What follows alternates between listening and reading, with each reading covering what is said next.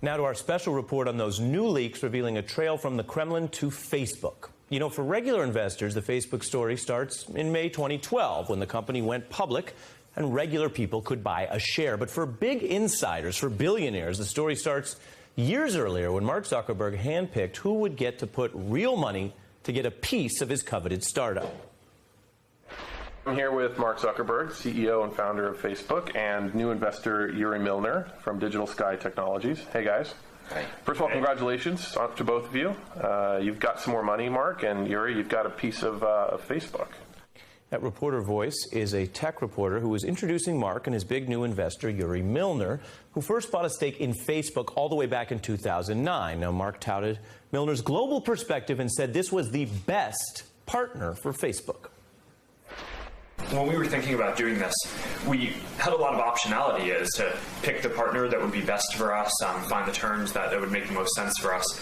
And you know, a lot of the investments in the portfolio that Yuri and DST have were really attractive for us in terms of the insight and understanding that they have in the space. Milner didn't just have understanding of the space. He had the kind of money that could be tied up for years, hundreds of millions of dollars, and Milner went on to make waves in the Valley. He had a $100 million mansion and a social life cultivating some of the most powerful millennial billionaires in Silicon Valley. Zuckerberg even went to Milner's wedding in 2011. But until now, the public didn't know how Milner had so much money for Facebook or for houses. This Paradise Papers leak, which is driving all these stories today about Wilbur Ross and Apple taxes, this leak also is revealing something brand new about Milner's Facebook money. It came directly from a Putin-run company. How much? Well, the amount, over $900 million, routed from the Kremlin's Gazprom oil company to another company in the British Virgin Islands, which bought most of Milner's company. It's a financial line that eventually reaches Facebook, and you don't need to be a Kremlin expert to know you don't get that kind of money from Putin's own companies without at least keeping in touch. Now, to be clear, we don't know what Milner's doing with the Kremlin right now. We do know he's worked with Putin's number two, Dmitry Medvedev, specifically on tech issues. It's the same Putin official who met with Zuckerberg in person in 2012. Zuckerberg even dressed up for that meeting, wearing a tie, and he brought the man who now serves as Putin's prime minister a Facebook T-shirt. We made a shirt for you.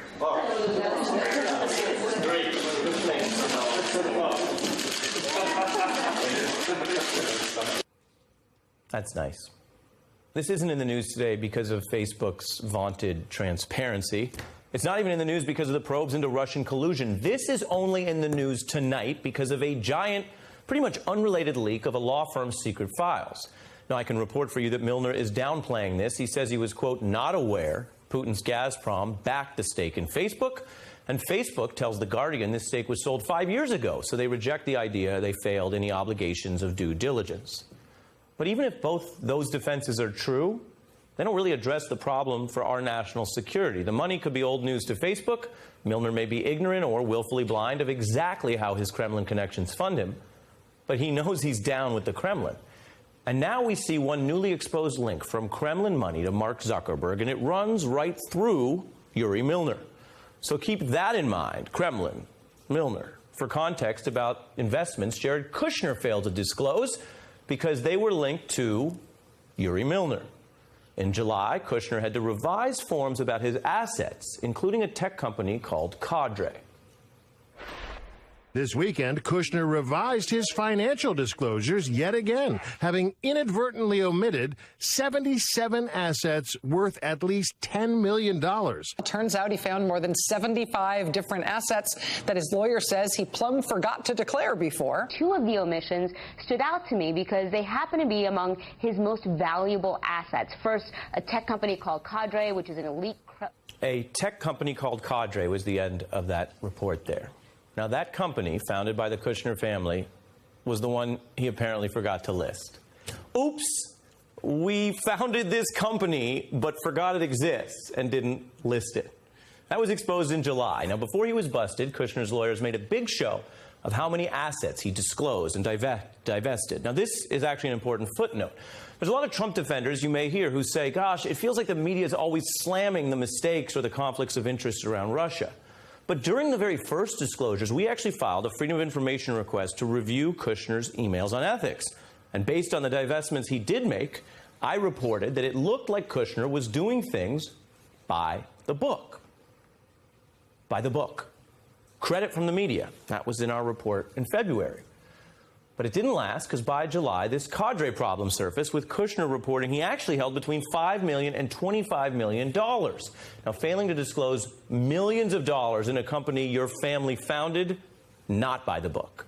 And here comes Russian investor Yuri Milner, because he put $850,000 into cadre, which the company has noted in official documents. Now, you could argue there's nothing wrong with getting some money from a Russian investor tied to the Kremlin and working around Putin's allies. You could argue some of the money's not even linked to the Kremlin. Or you could argue, hey, any non-sanctioned Russian can legally fund businesses in the U.S. But that's not what Kushner's been arguing. Recall his only public remarks at the White House when he went further, asserting he doesn't use Russian funds for his businesses.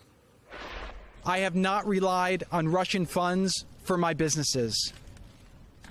And I have been fully transparent in providing all requested information. Yes, you have relied on those funds. Unless Kushner's lawyers told him he could deny relying on Russian funds, so that everyone listening thought he was denying taking Russian money, but then they were parsing the word rely to mean, say, be dependent on, so they could later argue if they had to in court that while he used some Russian funds, he wasn't reliant or formally dependent on them. This is why lawyers are so annoying. The questions for Jared here are the same as always. Why are your financial forms wrong so often? Why are your diplomacy forms wrong so often? And when you update them, out of the 193 countries in the world, why are the undisclosed meetings and assets on the forms so often linked to Russia? As for the questions for Mark, they are building. Questions like, did you have any evidence Milner's money linked back to the Kremlin? Or did you prefer just not to know, Mark? Did you know that he talked tech with Putin's prime minister just like you did? And Mark, would you take that investment again? Do you still think it was, quote, the best investment partner for Facebook? And Mark, I got to ask you, do you think if you ignore all these issues and all these questions, they'll just go away? Has it ever occurred to you that in a socially connected world, these questions might just get louder and louder?